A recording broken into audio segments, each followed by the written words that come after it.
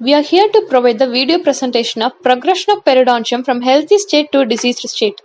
Why do we think that gums health are so important? It's important because of local health and general health. While considering the local health, it's important for chewing, aesthetics, to prevent sensitivity, bad breath, loosening of teeth and even tooth loss, bleeding gums and food lodgement. While considering the general health, it's important for nutrition. Some conditions are affected by gums diseases. While pregnancy, it may cause low birth weight and it may increases the severity of diabetes mellitus, heart diseases, and it may cause irregularity in menstruation. How do these gum diseases occur? There is a food debris accumulation, and due to poor oral hygiene maintenance and improper tooth brushing, there will be a plaque formation and calculus formation, which leads to inflammation of the gums, showing the symptoms of bleeding on brushing and reddening of the gums. If this process goes on, then it will affect the supporting structure of the tooth, that is alveolar bone and periodontal fibers, leading to recession of the gums and bone loss, and even the loosening of teeth, and leads to teeth loss. This video presentation shows that increase in plaque and calculus formation will lead to an inflammation of the gums, showing the recession and bone loss, and leads to loosening of the teeth, and even the tooth will get fall out. Now let's see the preventive measures for the gum diseases. First is the mechanical methods of plaque control. First and foremost in mechanical methods is the proper brushing habit. Let's consider the brushing of teeth in the upper right quadrant. Place the head of the brush parallel with the occlusal plane beginning at the distalmost tooth, and place the tip of the bristles at gingival margin pointing at 45-degree angle to the long axis of the tooth, and exert short vibratory back and forth movements without dislodging the tip of the bristles. And slide the bristle towards the biting surface of the dentition for all the tooth surfaces.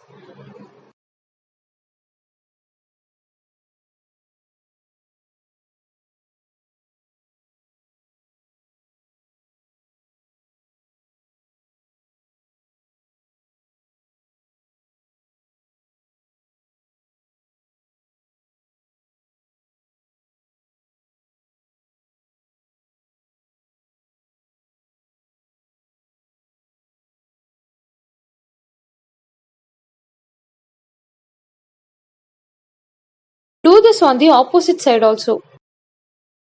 Do this on the inner tooth surfaces of the upper dentition.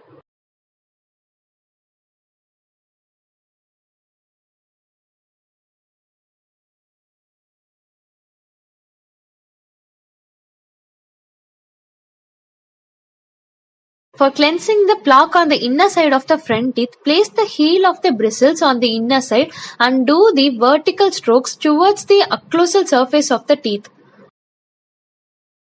Do the same for the lower dentition also.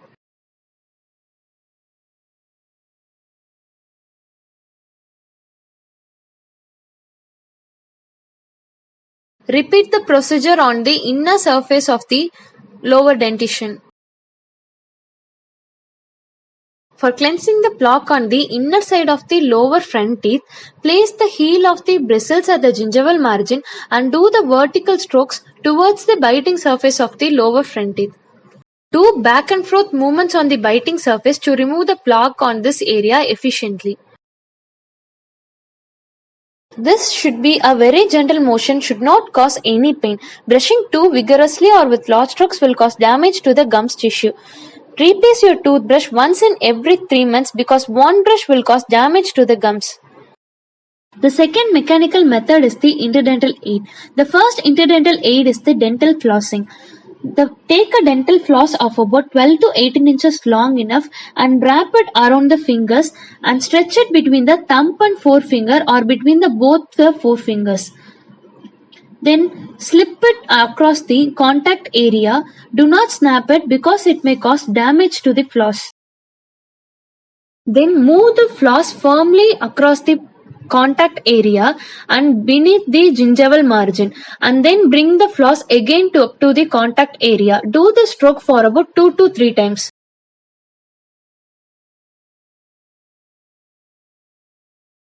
Once it done, move the floss across the interdental papilla and do the same procedure on the adjacent tooth surface. Repeat the same procedure throughout the mouth. Another interdental aid is the interdental brushes. There are two types, single tufted and multi-tufted. It should be selected according to the interdental spaces. If there is a tight contact area, then we have to use a dental floss. If there is a small gap between the two teeth, then we can use the multi-tufted brush. If there is large space between the teeth and there is an absence of papilla, then we have to use a single tufted interdental brushes. This will remove the plaque efficiently in the interproximal area. The third interdental aid is the bridge cleanses, which can be used to remove the plaque under the fixed dental prosthesis. The third mechanical method is the oral irrigators. It removes the plaque or biofilm more efficiently than the dental floss. It can be used both supragingivally and subgingivally and can be used in individuals with special oral health needs. Now let's see the chemical methods of plaque control. First is the use of mouth rinse. Use mouth rinse half an hour after brushing. Do not eat or drink half an hour after gargling. Some mouthwashes need dentist prescription to avoid the side effects.